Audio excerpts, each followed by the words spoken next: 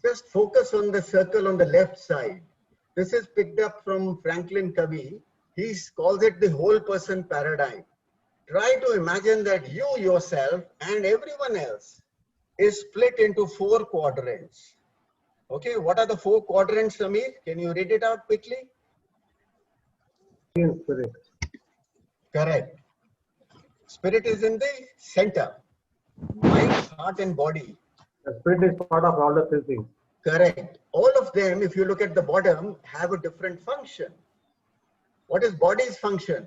Only to live. What is mind's function? Only to learn. What is heart's? Only to love. And the spirit, as America calls it spirit, we call it the soul, is to leave a legacy behind. Correct? So if you can imagine this, every person who's coming to you, whether he's your boss or a peer or a business leader or a client or a stakeholder or a vendor partner or a trainer, you have to imagine that every person is coming and you have to see it in the whole person concept. And there is a training Franklin Covey does, and he takes it to clarify purpose, unleashing talent and all that. Okay, this is the first step. The second step is that action and intention are different. Got it?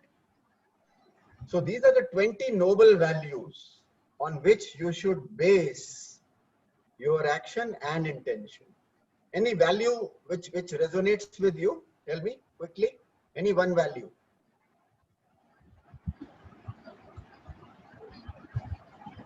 Detachment. Forgiveness. Detachment. Non-violence. Non-violence. Wow. Yeah, Jains follow a lot of non-violence. Very Emotional good. balance. Emotional balance. Very good. Right in the center. Equilibrium, Samir. Straightforwardness. Straightforwardness. Are you straightforward in life? So this will always clarify your intention, and hence your action will be clarified. Sir, I had a doubt. Yeah. Sir, how not being an extrovert is a noble value? Can you explain? You see, have you done an MBTI ever for yourself? An MBTI test? Yeah, I have done that. Correct. So we have introverts over there, we have extroverts over there. Yes. Both leaders.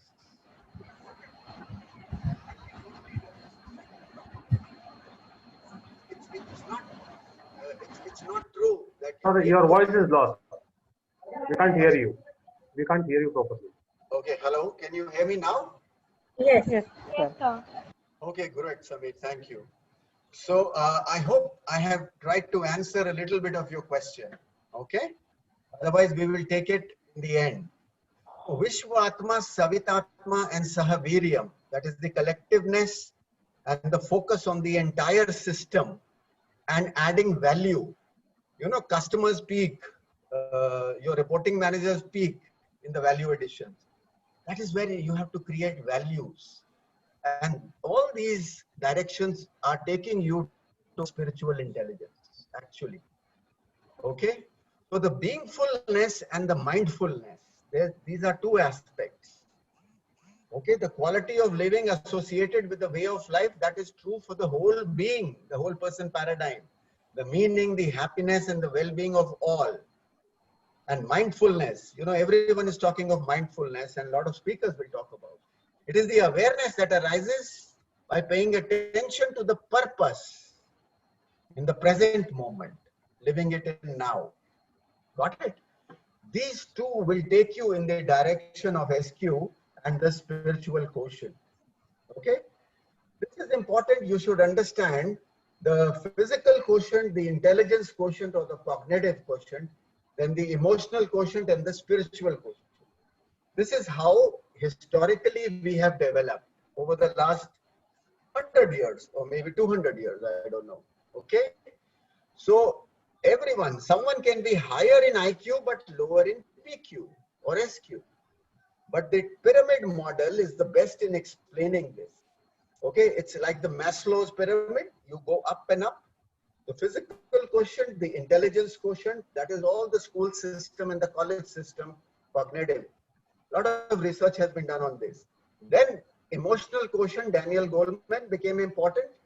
And now in the last about 16 years or 15 years of research, Jack Welch School of Leadership does a lot of SQ research. A lot of other Cindy Visualworth has done a lot of research. Spiritual quotient rests on top of it. So all the three IQs, EQs and PQs, they contribute towards the SQ. This is what I'm trying to say. SQ has evolved from actually over there. Okay. So this is the matrix of Daniel Goleman. Samir, this must be familiar to you. Emotionally balanced person. And how the Daniel Goleman quotient translates into the SQ. This is what I have tried to show, the 4 quadrants. Okay, this is how it evolves. So if you look at the SQ correlation, okay, self-awareness, universal awareness, self-mastery and social mastery. Social mastery is the spiritual presence. Okay, the awareness and the empathy are the 2 key things from emotional which go and mature your SQ into the 4 quadrants. Again, it is 4 quadrants. A new level of internal awareness, a new level of awareness of others, universal, self-mastery, keeping higher self in charge, and then social mastery, living up to the traits and behaviors of spiritual exemplars. Few names you have already said. This is how these 4 quadrants actually work in the realm of SQ. And these are a few tips to manage the emotional intelligence. A lot of you must be aware of meditation, challenge negative bias, connect with others, and gratefulness. Okay, now these are the 21 skills I am talking about. These are the 21 skills of spiritual intelligence.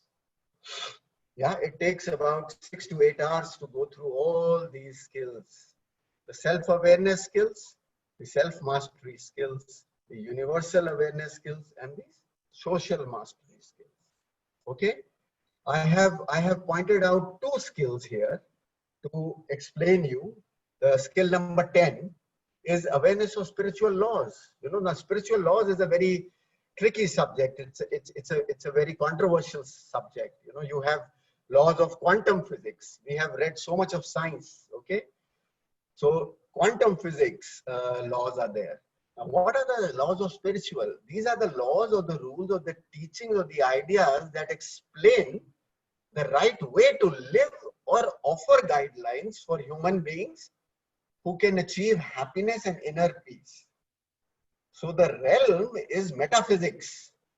It is meta means beyond the physics. We have moved away beyond quantum physics now. Okay, a lot of neuroscience is linked to quantum physics, but SQ is gone above, and we can measure it into productivity. Okay, the skill 19 is to make compassionate and wise decisions.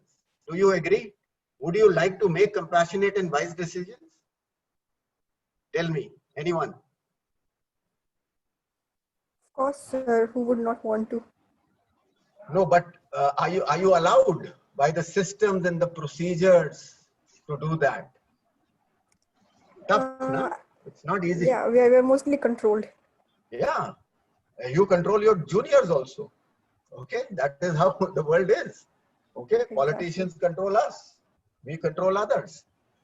So it's a vicious circle. We have to get out of this chain actually. Got it? So listen to the ego and don't be ruled by it. Okay, ask and see things with love eyes, wisdom and compassion. So the definition of spiritual quotient actually is truly wisdom and compassion.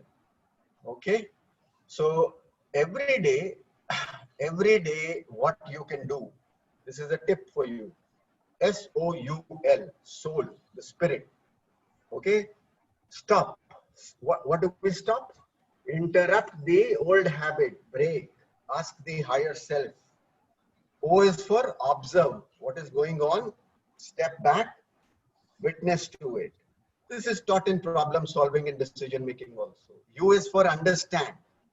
Okay, that there is more here than the habitual understanding. go beyond what is being presented to you. L is find a compassionate and wise response.